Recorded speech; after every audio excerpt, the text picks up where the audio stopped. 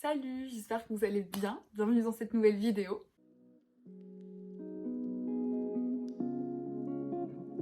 On est le lundi 19 avril et toute cette semaine je vais lire en lecture commune Walk to Remember de Nicolas Sparks sur liseuse en VO en lecture commune avec ma copine Mathilde, donc il y aura son lien dans la barre d'infos.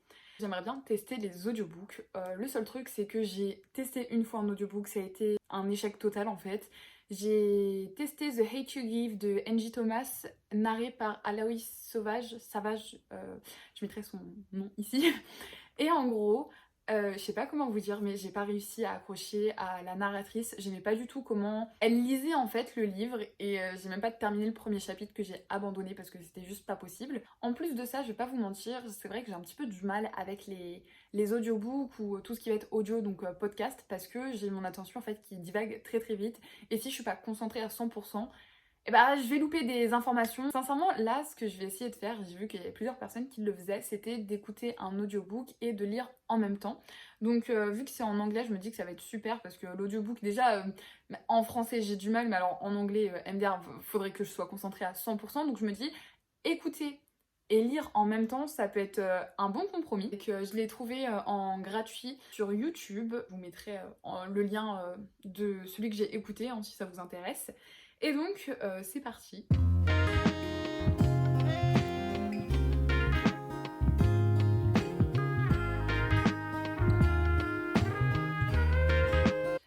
Ok, du coup j'ai lu le prologue et le premier chapitre, ça me fait 13% et en audio ça me fait 33 minutes, 34 minutes sur 4h30. C'est un petit peu bizarre, sincèrement le prologue j'ai eu un petit temps d'adaptation parce que j'étais concentrée sur la voix et du coup je lisais pas vraiment. Et du coup genre j'étais pas vraiment concentrée sur l'histoire, mais après j'ai pris le train en marche quoi et je me suis concentrée. J'ai bien aimé, j'aime bien la voix du narrateur, je trouve qu'elle est plutôt pas mal. Et puis London Carter, pardon, le personnage principal, est assez sarcastique, donc il y a plein de petites phrases un petit peu rigolotes et c'est vachement marrant. Donc voilà. Par contre, c'est assez long. Le premier chapitre, en tout cas, c'est que de la narration.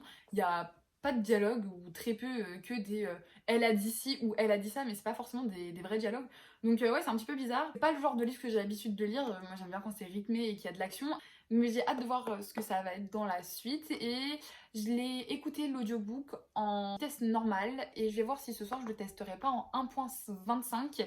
Parce que c'est vrai que je lis largement plus lentement du coup que quand je lis sans audiobook. Donc je vais voir si j'arrive à tenir le rythme. Et aussi, je suis carrément choquée parce que il y a des détails qui ont complètement changé du livre au film. C'est pas du tout la même chose dans le livre et dans le film. Enfin, vraiment, je sais pas trop à quoi je m'attendais, mais vu que j'ai vu le film plusieurs fois et que j'ai le film en tête, je pensais que ça allait suivre chronologiquement ce qui se passait, qu'il y avait des choses en fait qui se passaient dans le film, qui se passaient dans le livre, mais alors pas du tout. Enfin, en tout cas, pour l'instant, de ce que j'ai lu, le début du film ne ressemble pas en fait au début du livre, donc on va voir. Mais voilà, donc j'ai très très hâte de continuer quand même.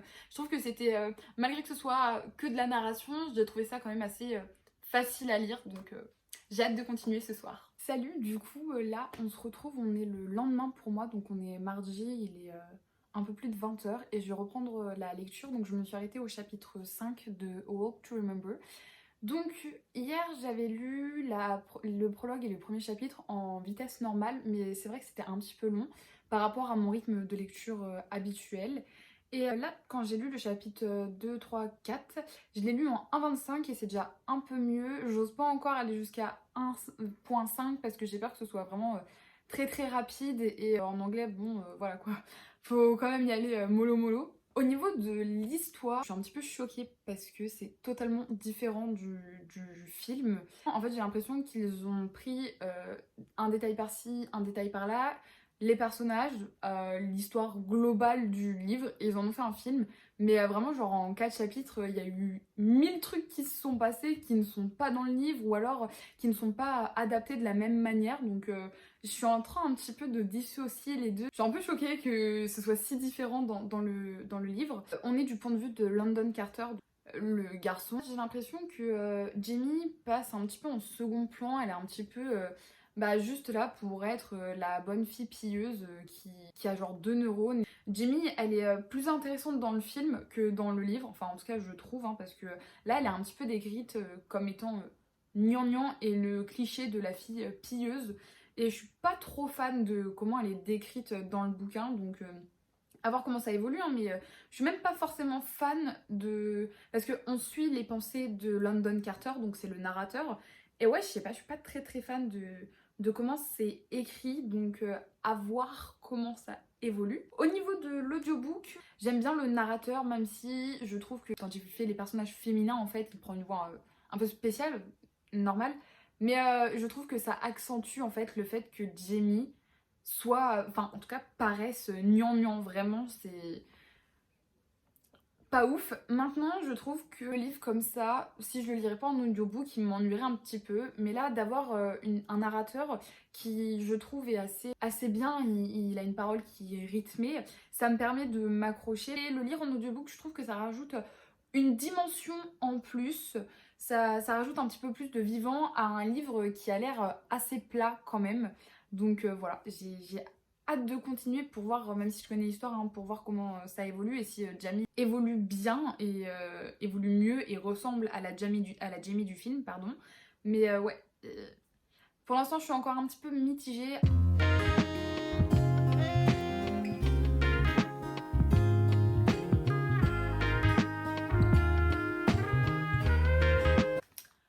Euh, Alors, j'en suis au chapitre 7, ça fait 46%, donc je suis pratiquement arrivée à la moitié du bouquin. Et ouais, il y a un... Déjà, tout s'enchaîne très vite, hein, comme dans le film. Enfin, on sent que la relation se construit assez rapidement. Et sincèrement, Jimmy, dans le bouquin, c'est une vision hyper régressive c'est une vision hyper vieille de la femme. Genre, à un moment, London lui demande quel est son rêve. Et elle dit, mon rêve, c'est de me marier. Euh, Me marier, enfin, et puis il lui dit oui, il y a que ça, elle dit ouais, genre je veux juste me marier, c'est tout, genre c'est mon rêve. Alors dans le film, je sais que c'est amené, mais par contre, c'est amené totalement différemment. Il y a toute l'histoire derrière en fait de le pourquoi son rêve c'est de se marier et où aussi, mais là, ouais, dans le bouquin en fait, Jimmy c'est juste la nana qui est hyper pieuse, qui est toujours hyper avenante, trop bonne pour tout le monde et tout, et qui a un peu de gnangnan. Et ouais, son rêve c'est de se marier, et puis voilà. Alors après, hein, je dis pas, je sais qu'il y a toute l'histoire, je la connais l'histoire, hein, je sais comment ça se termine et tout, mais ouais, dans le film, Jamie, elle est carrément mieux amenée, elle est carrément plus intéressante que dans le bouquin. Je suis choquée, enfin c'est pas choquée, mais ouais, si, un peu, parce que j'ai la vision en fait de la Jamie du film, et je vous jure, il y a quand même elle est quand même mieux, quoi, même si ça reste un teen movie qui avec une histoire d'amour qui s'enchaîne assez rapidement, avec des personnages qui sont pas forcément hyper développés. Mais là, sincèrement, ouais, ok, ça se passe en 1958, mais bon, quand même, genre, je sais pas. Donc je suis un peu mitigée, je vais pas vous mentir, je vais encore lire 2 chapitres là, puis après je vais arrêter, mais là, fallait trop que je vous parle parce que ça m'a choquée. Enfin, ça m'a choquée, ça m'a pas forcément plu en fait de lire un truc comme ça parce que enfin pourquoi la femme elle devrait se cantonner à vouloir rêver de se marier, enfin surtout enfin certes hein, l'histoire se passe en 1958, ok, mais je sais pas, genre le livre il a été écrit en 2000 ou 2001, enfin il y a juste après le film a été adapté, donc quand même quoi. Enfin bon, j'y retourne.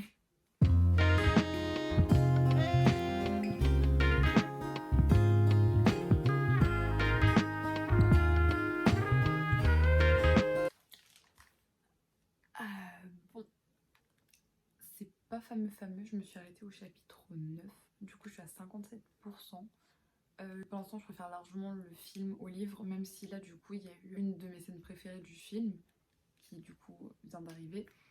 Mais le livre est vraiment pas ouf, vu qu'on est du point de vue de London Carter, bah du coup on est du point de vue du garçon, mais je trouve ça quand même assez lent, il y a beaucoup de descriptions, beaucoup de narration.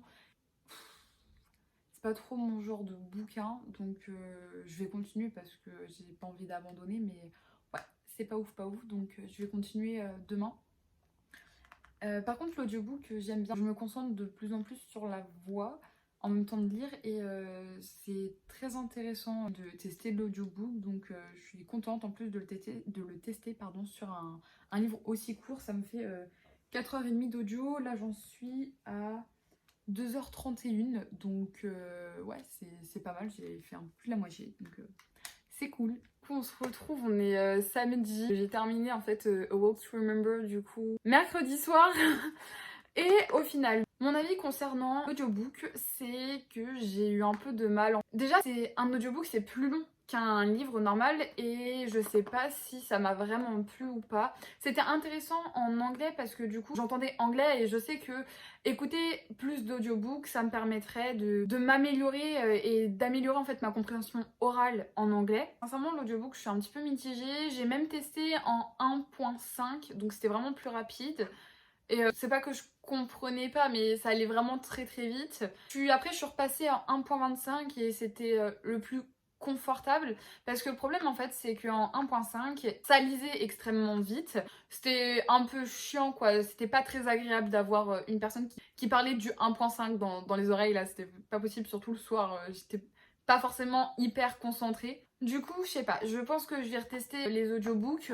Et sinon, concernant du coup Walk to Remember, ça a été un peu une déception. J'ai adoré le film hein, quand j'étais plus jeune, même encore maintenant, je l'aime énormément. Mais sincèrement, c'est vraiment très très lent. Sur les 3/4 du livre, c'est de la description sur de la description sur de la description. Nicolas Sparks qui détaillait quand même des choses qui apportaient rien à l'histoire en soi, tu vois. Donc bon, je suis vraiment mitigée. En plus, Nicolas Sparks, j'ai découvert qu'il avait eu des propos racistes, homophobes, xénophobes. Donc j'ai pas envie de donner du crédit à cet auteur. Je ne tenterai pas d'autres livres. Parce que oui, peut-être que c'est A Walk to Remember qui est pas forcément le meilleur de ses bouquins. Et c'est vrai que j'aurais bien voulu peut-être tenter The Notebook. Mais au final, en parlant avec des gens et en ayant vu toutes les polémiques qu'il y a autour de l'auteur, j'ai pas envie de tester.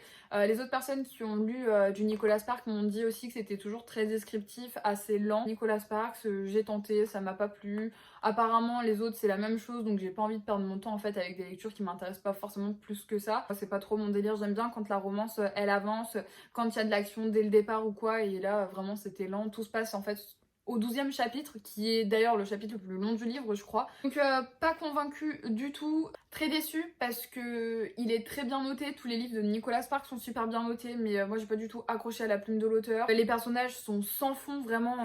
London, il a des réflexions. Bon, ok, hein, c'est un ado de 16-17 ans dans les années 50, enfin fin des années 50, ça se passe en 1958.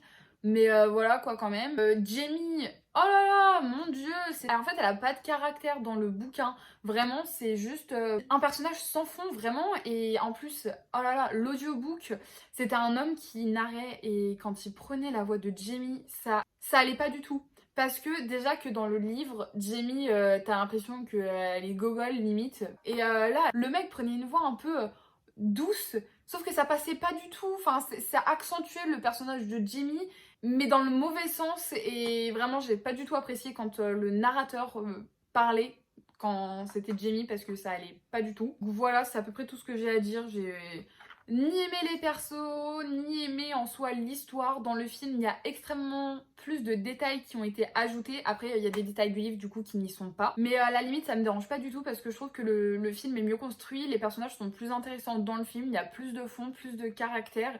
Alors que le livre, ouais, je ne recommencerai pas. Nicolas Sparks, c'est mort. Mais par contre, l'audiobook, j'aimerais bien retenter en anglais.